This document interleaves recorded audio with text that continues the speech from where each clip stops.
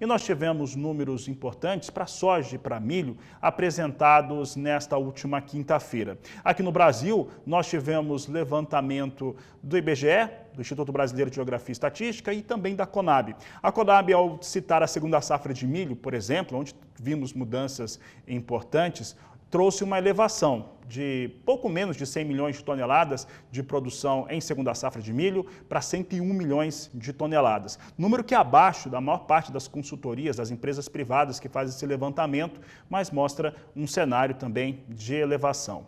No cenário internacional, também poucas mudanças em relação ao relatório de oferta e demanda do Departamento de Agricultura norte-americano, mas quem vai nos responder a respeito de como que esses levantamentos influenciaram no mercado é Rafael Mandarino, que participa conosco nesta edição do Agricultura BR, aqui no canal do Boi. Rafael, obrigado pela sua participação aqui conosco. Os números apresentados nesta última quinta-feira, tanto para milho quanto para soja, chegaram a trazer algum tipo de alteração, de mudança nos mercados. Boa tarde, seja bem-vindo. Boa tarde, Fabiano. É sempre um prazer estar aqui com vocês.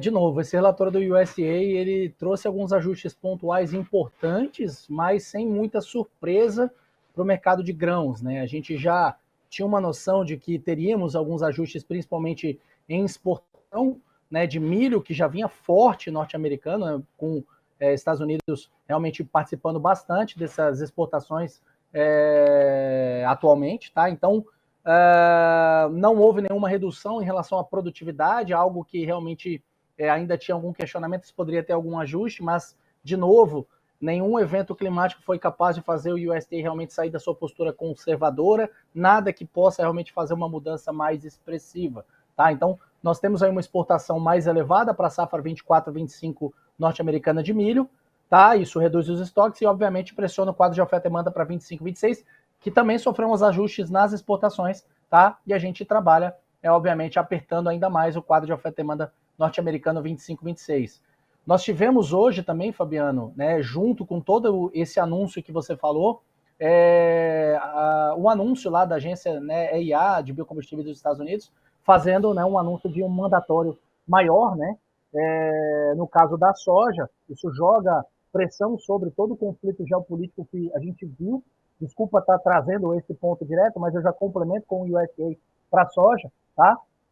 Mas a gente tem um mandatório que surpreendeu o mercado, né? Então a gente viu aí, por exemplo, números previstos para 2026, 5,61 bilhões de galões de diesel à base de biomassa. Esse número é 67% acima do que está previsto para 2025, em 3,35 bilhões de galões.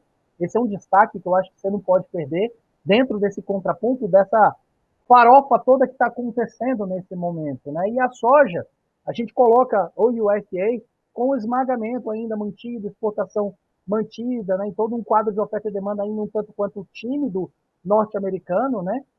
A gente acha que pode ter, com todas essas tarifações ainda e essa indefinição contínua, os 10% tem um impacto e tira uma competitividade das exportações norte-americanas, e a gente projeta, por exemplo, o cenário da soja com as tarifas, né, e aí sem acordo com China, um cenário ainda mantendo essas tarifas, uma variação nas exportações norte-americanas de 10 milhões de toneladas, potencialmente falando. Então pode ser que até, inclusive, o número de China esteja superestimado com todas essas tarifas e todos os problemas que estão para acontecer. Aí, talvez, só para complementar o raciocínio, você me pergunte, então agora com o programa de biocombustíveis norte-americano, ele vai consumir esses 10? Não, mas vai consumir parte. E essa definição agora para as próximas semanas é algo que a gente sempre veio alertando toda a participação aqui. É o famoso ponto focal, que é a volatilidade. Isso vai ser agora, na próxima semana, algo que o produtor ele vai tomar um susto, como ele já tomou um susto hoje na alta da soja. Tá? Então, acho que valia essa consideração para você. Mandarino, uma questão que a gente precisa observar sobre todos os fatores geopolíticos, né, que se a gente pegar por escalonamento, nós temos o conflito Rússia e Ucrânia, que não tem aparentemente uma solução próxima, tendo em vista as exigências russas para que esse conflito apare. Isso acaba influenciando o mercado de milho, mercado de trigo também, mas principalmente milho, já que a produção global de trigo está estimada de uma maneira muito mais expressiva. Tem esse conflito agora mais recente, a gente colocar aqui o que aconteceu nessa semana, o ataque de Israel sobre o Irã. O Irã fez uma jura, né, prometeu vingança contra Israel, contra Estados Unidos. Os Estados Unidos aparentemente queriam participar das discussões, evitar esse cenário. E tem a guerra comercial China e Estados Unidos. E a China, como a gente sempre fala, comprou muita soja, principalmente em janeiro, dos norte-americanos. A pergunta que eu vou te fazer é o seguinte: os estoques chineses hoje, eles estão completamente recuperados e dão margem para que se tenham boas negociações? E em cima disso, os 10%. 10% é muita coisa, né? Mas isso também influencia prêmio de soja no Brasil, na Argentina. Até que ponto isso é interessante para chineses, já que em algum momento eles vão ter que voltar a comprar soja norte-americana, independente de qualquer tipo de taxa? Fabiano, eu acho que nós temos aí um Brasil totalmente aberto, né, para a China, tá? Então a gente está vendo uma demanda fortíssima aqui.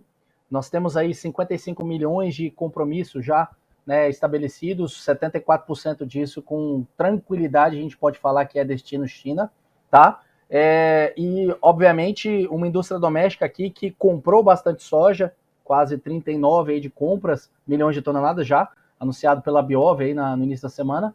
Tá? E, ao mesmo tempo, com bastante soja ainda para ser negociada. Né? Então, a gente tem um Brasil nesses níveis, a gente tem uma Argentina com os números de ontem, né, da Bolsa de Cereais, de 50 milhões, né, de toneladas de soja argentino, uma América Latina inteira para a China vir aqui nadar de braçada e fazer essa originação. Tá? Então, eu acho que é óbvio, isso vai influenciar sim uma demanda aqui, influencia prêmio, influencia preço final. Chicago subindo, obviamente, é um contraponto em relação a esse prêmio, mas nós temos aí um real apreciado, um real valorizado, né, em função de divisas que estão entrando, né, em função aí de resultados de balança comercial como um todo, né, então o Brasil está exportando bastante. Eu acho que todo esse ponto, o produtor ele recebe ali, né, uma precificação final que muitas das vezes não condiz com toda, né, a oportunidade que se apresenta nos diferentes componentes.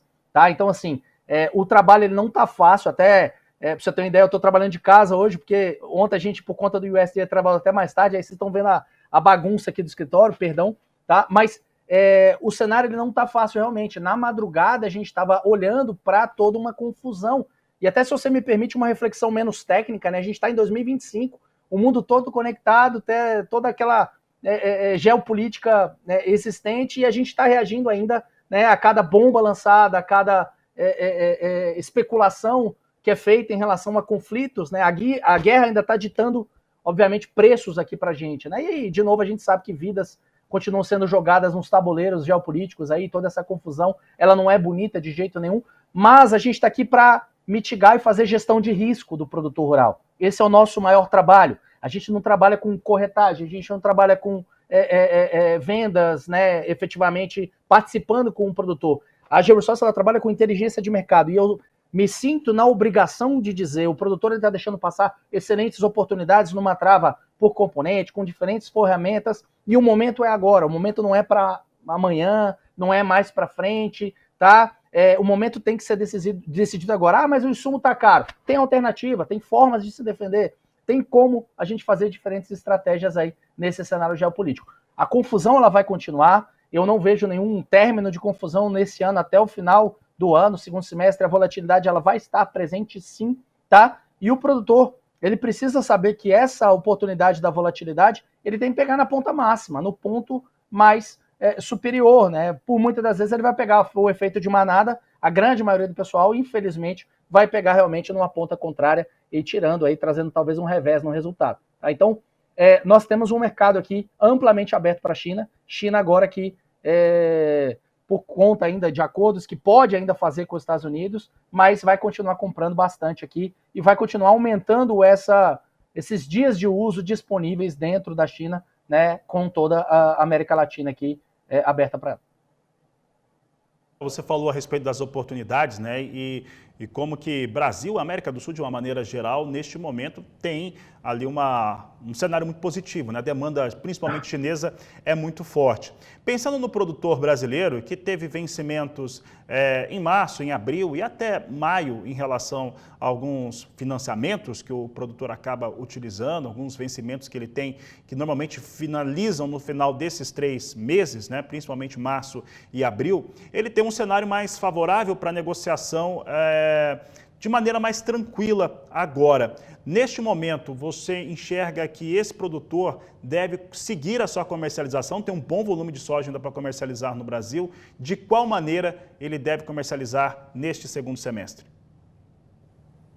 Fabiano, dólar agora não está incentivando. Obviamente a gente tem um prêmio que está 100 pontos acima aí para o disponível e obviamente com Chicago hoje subindo, talvez ele possa ter oportunidades aí hoje, quem sabe na semana que vem, dependendo do comprador e o apetite desse comprador dele, tá? Então, obviamente, é manter a mesma gestão que a gente sempre esteve, de repente, deixa eu ver se eu me lembro aqui, nos últimos 8 meses, 12 meses aí, que a gente vem fazendo diversas aparições aí, entrevistas com você aqui, né, em outras casas, a gente sempre vem falando que a gestão estratégica da defesa do custo desse produtor faz-se necessário agora nesses momentos tão voláteis.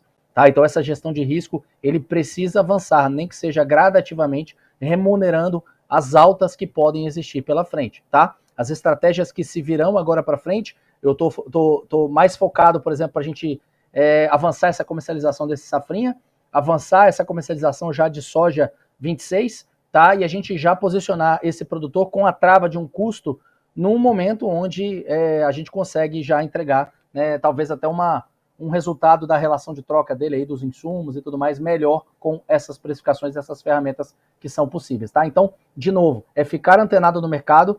A próxima semana, possivelmente, já era prevista uma alta sazonal, que acontece naturalmente nesse período, até quinta-feira que vem, mas com todo o bombardeio, com todo esse novo anúncio de biocombustíveis, com todo um quadro de oferta e demanda ainda por se definir mundial e ao mesmo tempo, né, dos Estados Unidos, por mais que a gente ontem tenha visto, né, um USDA falando que vai ter um excedente nos estoques finais, né, a gente tem relatórios de estoques ainda, né, para enxergar nos Estados Unidos, tá? Tem um monte de questões em relação ao clima na Europa, na Ucrânia, tá? E essas oportunidades, elas vão se apresentar nos próximos dias, nas próximas semanas. Nas próximas 3, 4 semanas, algo como notório da sazonalidade, que a gente vai ver o mercado de exportação bater aqui atrás desse milho brasileiro também. Apesar de não tão competitivo como a Argentina, que está muito mais barato, a gente vai ver, né, o mercado de exportação bater por aqui. No momento que ele começar a bater, dependendo da precificação da recuperação, é o momento do produtor começar a remunerar e pagar esses custos dele, obviamente, também para o safrinho.